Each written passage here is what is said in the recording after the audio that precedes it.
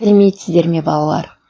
Бірінші сынып математика пәні 88-ші сабақ. Әріпті өрнектер.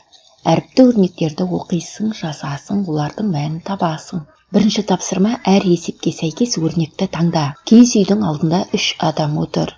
Егер киіз үйдің ішінде В адам отырған болса, онда мерекеге барлығы неше адам қатысты? В қосу 3, мұндағы В тең 5-ке, 4-ке. 5 қосу 3 тең 8-ге, 4 қосу 3 тең 7-ге. Әсі, егер киіз үйдің ішінде отырған В адамның үшеуі сыртқа шығып кетсе, онда киіз үйде неше адам қалды? В алу 3, мұндағы В тең 5-ке, 4-ке.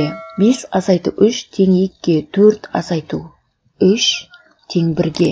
Екінші тапсырма: қыздар мерекеге арнап моншақтан әшекейлер жасады. 100 алу А өрнегінің мәнін тап. Бұл әріпті өрнек. Аның мәні 50-ге, 20-ға және 80-ге тең. 100 алу А, мұндағы А 50, 20, 80. 100 алу 50 тең 50-ге, 100 алу 20 тең 80-ге, 100 алу 80 тең 20-ға. Үшінші тапсырма: әріпті өрнектер жаз. А тең 20 болғандағы қосындының мәнін тап.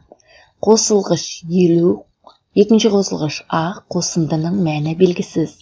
Қосындының мәнін табу үшін 50-ге 20-ны қосамыз, тең 70-ге. А қосу 20. Аның орнына 20-ны қоямыз, 20 қосу 20 тең 40-қа. 70 қосу 20 тең 90-ға.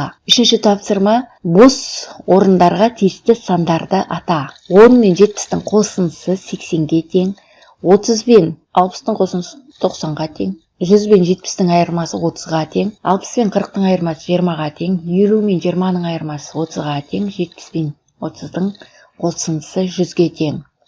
30 бен 60-тың қосындысы 90-ға тең, 60 бен 40-тың қосындысы 100-ге тең, 60 бен 50-дің айырмасы 10-ға тең. Міне балалар, осындай қылып екі бағанға, міне осындай қылып өрнектің мәнін табасыздар. Суреттегі фигуралардың әр түрін сана, олар қандай түске боялған?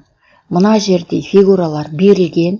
Олар мысалға үшбұрышты алайық. Үшбұрыш неше рет кездесіп тұр? Үшбұрыштың бізде төртеуі кездесіп тұр. Мысалға жасыл үшбұрыштың төртеуі, көк үшбұрыштың төртеуі кездесіп тұр. Шаршының екеуі, сары төртбұрыштың төртеуі, көк үшбұрыштың төртеуі кездесіп тұр. Қоңыр үшбұрыштың екеуі кездесіп тұр екен. Міне балалар, бүгінгі сабағымыз осымен аяқталды. Назарларыңызға рахмет. Бастауыш сабақтар арнасына тіркелуді ұмытпаңдар.